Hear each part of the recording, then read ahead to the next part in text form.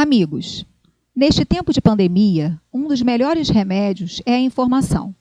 Pensando assim, prestem atenção. Para a prevenção da Covid-19, a Prefeitura do Rio criou as regras de ouro.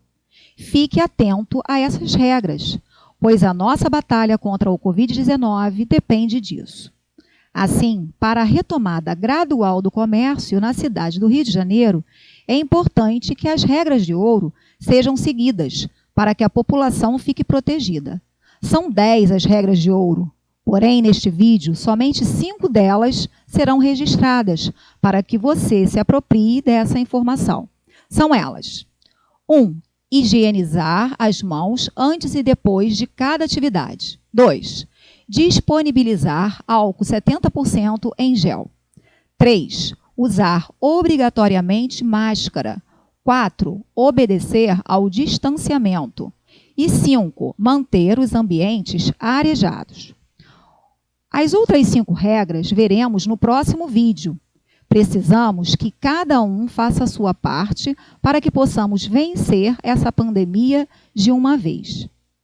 Agora, corrigiremos o segundo simulado de português, postado no dia 3 de julho na plataforma Teams. Vamos lá? Questão número 1. Leia e marque a opção correta. A questão quer saber sobre o que a informação fala. Para interpretar um texto, é aconselhável sublinhar as informações dadas. Então, vamos lá. O texto fala que atualmente vivemos em um contexto de pandemia do coronavírus, ou seja, o Covid-19.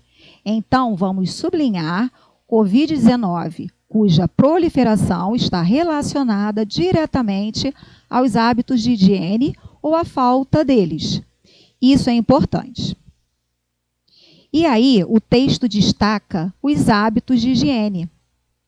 Lavar as mãos com sabão, secá-las com papel descartável, cobrir a boca e o nariz com máscara são medidas simples de higienização, que cada pessoa pode fazer para evitar ou minimizar o contágio pelo novo coronavírus e contribuir com a saúde individual e coletiva.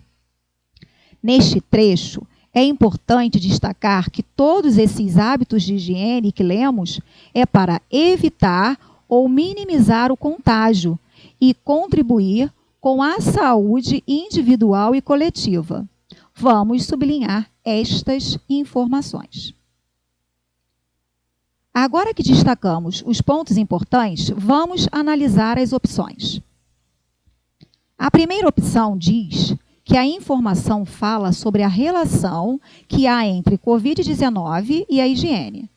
De acordo com o que sublinhamos, vimos que esta informação é verdadeira, pois a proliferação do coronavírus está relacionada diretamente aos hábitos de higiene. Vamos continuar analisando as outras opções. A segunda opção diz que a informação fala sobre a redução dos casos de Covid-19 no mundo. Podemos perceber que o que destacamos não fala sobre redução de casos. Opção incorreta. Terceira opção diz que a informação fala sobre a higiene coletiva, sendo mais importante que a higiene individual. O texto não falou que a higiene coletiva é mais importante que a higiene individual. Mostrou, sim, que a higiene é para contribuir com a saúde tanto individual quanto coletiva. Opção incorreta. A quarta opção diz que a informação fala sobre as formas de transmissão do coronavírus, a Covid-19. De acordo com o que sublinhamos, não foi falado sobre as formas de transmissão, mas sim sobre medidas de higienização. Opção incorreta. Então, a resposta correta é a primeira opção. Leia e responda as questões 2, 3, 4 e 5. Então, fiquem atentos, porque este mesmo texto será utilizado para interpretar 4 questões. Vamos lá. Questão número 2. Uma pessoa sem asseio, que é a limpeza do corpo, e que não adota hábitos de higiene, acaba sendo ignorada evitada e, por vezes, até perseguida por outro de seu grupo social. Quem não conhece o Cascão, personagem das histórias em quadrinhos criados por Maurício de Souza? Cascão é um menino muito sujo, que não gosta nem um pouco de água, não toma banho e nem lava as mãos. A questão quer saber quantos parágrafos este texto tem. Vamos relembrar o que já estudamos. Para que serve um parágrafo? E como identificar um parágrafo no texto? O parágrafo serve para desenvolver ou expandir uma determinada ideia. E para identificar um parágrafo no texto, basta observar que a primeira linha do parágrafo é iniciada um pouco à frente da margem esquerda da folha.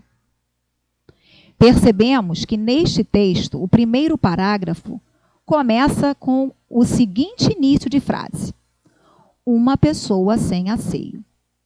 E como eu sei disto? Porque esta é a primeira linha iniciada um pouco à frente da margem esquerda.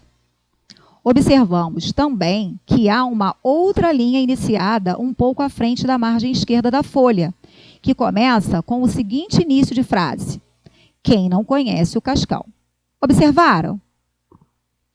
Então, este é o segundo parágrafo. Desta forma, vimos que este texto tem 2 parágrafos. Assim, a segunda opção é a opção correta. Questão número 3.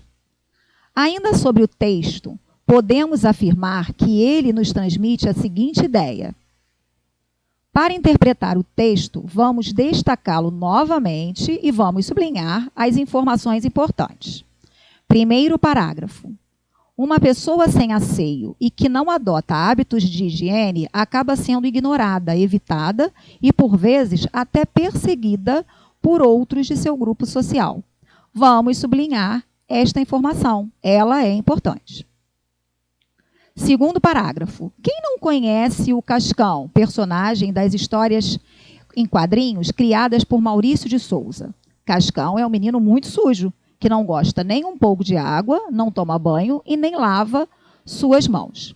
Observe que a informação importante neste parágrafo é a que acabamos de sublinhar.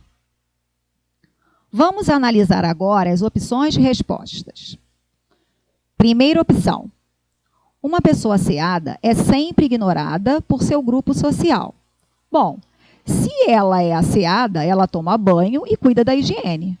Vimos no texto que uma pessoa sem asseio é que acaba sendo ignorada por seu grupo social. Esta opção não está correta. Segunda opção. O indivíduo com asseio fica mais vulnerável à contaminação de doenças. Vimos que o texto não fala sobre contaminação de doenças. Esta opção não está correta. Terceira opção. Cascão é um personagem fictício, ou seja, falso, cuja principal característica é seu gosto por banhos. Vimos no texto que Cascão não toma banho. Esta opção não está correta. Quarta opção.